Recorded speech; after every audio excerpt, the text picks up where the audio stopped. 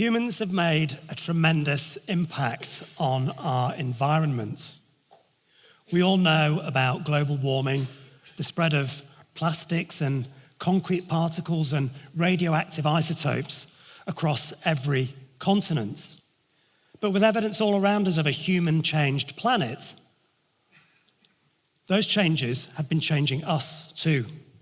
This is a talk about how the world we made is remaking us. The big changes to our habits we might see as when we first turned to industry or began to gather in large cities, or even when we began farming. But the really strange thing about the way in which we think about these revolutions in our behavior is that we look at them from a really weird, strange, and downright warped perspective, and that's ours. So when we think of something like the Industrial Revolution, it seems like it happened a really long time ago at several lifetimes distance from the present. But once we start to put these tranches of time into the context of our DNA, then their significance starts to shrink to microscopic proportions really very quickly.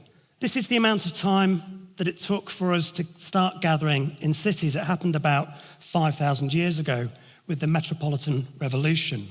But when we double that time to 10,000 years, we get the agricultural revolution. 10,000 years ago, this meant a big change, a huge change in our food diet, but also in our light nutrition, as we began to experiment with things like indoor behaviors, for example. But before that, we were hunting and gathering for about 300,000 years, and that's just our own species family, modern Homo sapiens. And before then, the Homo genus was hunting and gathering for 2 million years. Now, I'm not going to be talking about solutions today, but none of the solutions that I am interested in my other work are about eating raw meat or drinking water from a stream. It's instead, I'm more interested in cherry picking from aspects of human behavior that have worked for us in the past. So bearing in mind now that the Industrial Revolution doesn't even appear as a single dot on this screen, take a moment to look around you, look around the room. It's a bit awkward looking at other people, I know, trust me. Take a moment to look around you now and try to find something, absolutely anything in your eye line that is not from the Industrial Revolution. So the technology that we are using is a really obvious example of the Industrial Revolution, but everything around us, from the carpets, the paint on the walls, it's all been created and transported using industrial processes. So the really keen-eyed amongst you, the really smart ones amongst you will have gone, this is easy, because it's, of course, other humans. So while the clothes that they're wearing, I assume you're all wearing clothes, I can't quite see you all, while the clothes that they're wearing will of course been made and transported using industrial processes and practices, the faces seem very human and very natural, but are they? In the next about 8.5 minutes, I'm going to talk to you, introduce you to the ways in which modern life is changing us from the tips of our toes all the way up to the tops of our heads. And I'm going to focus in particular on those faces. So when we look at our faces in a mirror, we feel that our faces are a really unique part of our identity. They're a unique expression of our DNA. And they are. They're very unique to us. They're so unique that if you want to unlock your smartphone, your face is 20 times more secure at doing that than even your fingerprint is. But our faces, like the rest of our bodies, are changing because of the amount of work that we no longer do. All over the world, humans are experiencing a practically global movement famine. All over the developed world, humans have had their movement taxed heavily from them, because technology is streamlining everything around us. And it's making it more difficult for us to move, and we can't see it because it's omnipresent. It's everywhere we look. It's like we are all living in the third drawer down. You've all got this drawer. You open it up, and inside are a load of orphan chargers. There's a load of cables. There's a mobile phone that you've got in there, probably from about 2002, that you've held onto as backup for some reason. And there's probably a poor upturned mouse that's had its batteries disemboweled from it because some remote trumped it in the food chain. And it's like we're all stuck in this drawer, we're all tangled up in its plasticky mess and we can't move. We live so subsumed in an ecology of technology that we can't even see it. You may as well try and point out water to a fish or the air to a skylark. At home, our movement is taxed by simple things that we take for granted, by robovacs, dishwashers, washing machines, or even doorbells that send video to our phones so we don't even need to get up out of our chair to see who's there. Sedentary work has become incredibly common. It's now the normal thing to do, but it's only arrived in about the last 200 years or so. Before then, it didn't really exist. If you think back to the 1840s with Bob Cratchit in A Christmas Carol, if you're not sure who that is, or if Charles Dickens isn't your thing, then, Kermit from the Muppet Christmas Carol, same thing. Bob Cratchit worked with heavy ledgers and would have had to have sat on a really hard stool that he would have had to have got up from regularly and walked round because his bum would have hurt. But sedentary work today has become much more sedentary. When did you last get out of your chair to retrieve a fax or do some photocopying or even empty your out tray? Everyone under 25 in the room has just gone, what is an out tray? Cars, cars have taxed us very heavily. It's taxed us very heavily of our movements. But even driving them has become much, much easier. When was the last time you had to wind up your window? Or when was the last time you drove one that didn't have power-assisted steering? It's like trying to do a handbrake turn in a pirate ship. So car driving has become much, much easier. And our bodies are changing because of the amount of work that's been taken away from them. And our heads, our faces and our heads are no different. They're also changing because of the amount of work that we no longer do. So I'm going to come back to what's happening up here in just a moment.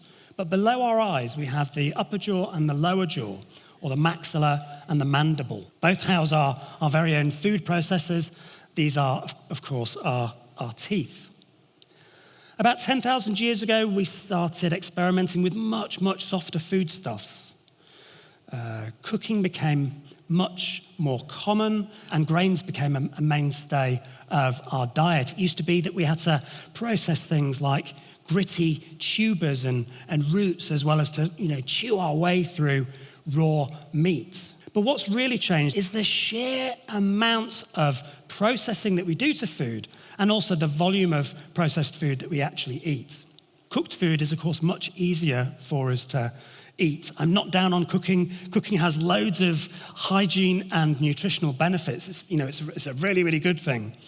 But what it does mean is that throughout our childhood and adolescence, our jaws are so chronically understimulated by our diet that they never get to grow large enough to house our many adult teeth. And the result is that we have to endure painful trips to the dentist. I apologize to any dentists in the audience, but we have to endure really painful trips to the dentist where they either have to straighten out our teeth or take out some of our teeth to make room for the others. And if, my friends, your teeth look anything like this, then you need to get to a dentist very, very quickly indeed.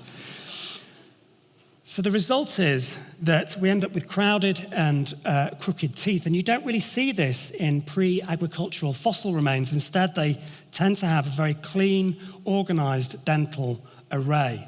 As a result, our faces are much slimmer than they used to be, but also, when you look at the skull from the side, our faces are also much flatter.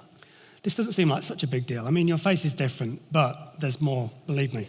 So your face is flatter, but what's also happening is, as if to keep our center of gravity, as our faces have flattened out at the front, where the occipital and parietal parts of the skull meet at the back, that has also receded inwards as well. So our heads are narrower, our faces are narrower from the front, and our heads are narrower from the side. Now, I'd say, think about the impact of the fact that our skulls are smaller at the back, but you might find it a bit difficult to do this because it means our brains are smaller than they used to be before we turned to processed food diets.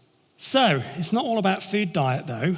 One of the other diets that's changed drastically in the last 10,000 years, but has really accelerated in the last 100 years, is, of course, our light diet.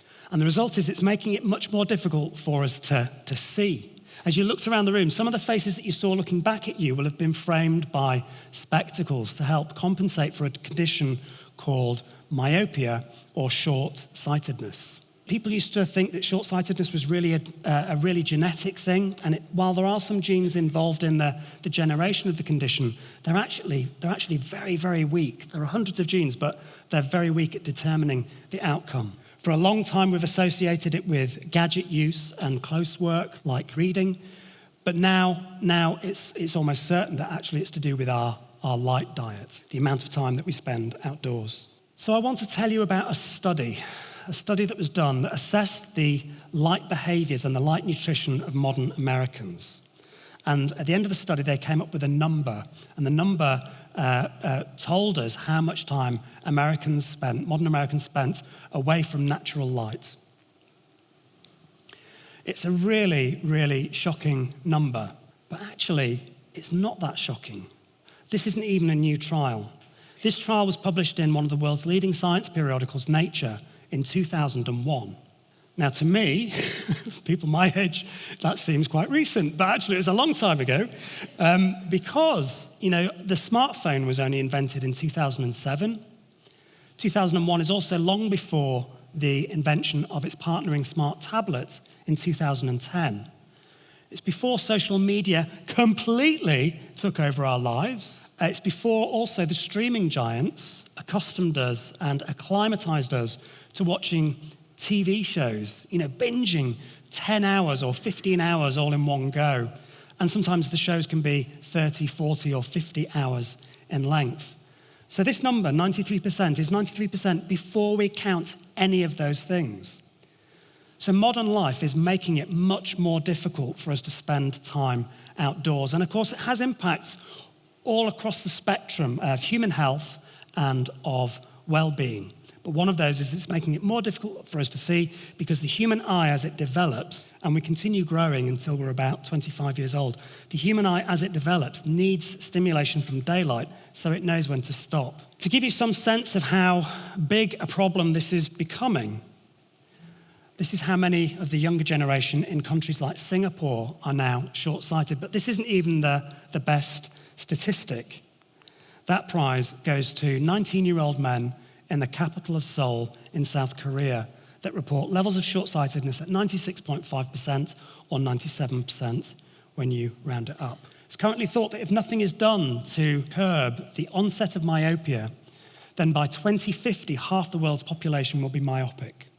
Now, if it's not too awkward, take a moment to look around you once again and look at those faces looking back at you. They feel just as awkward as you do, I promise you. Think about those faces looking back at you and think about how modern life has changed those faces, but also how it's changed yours.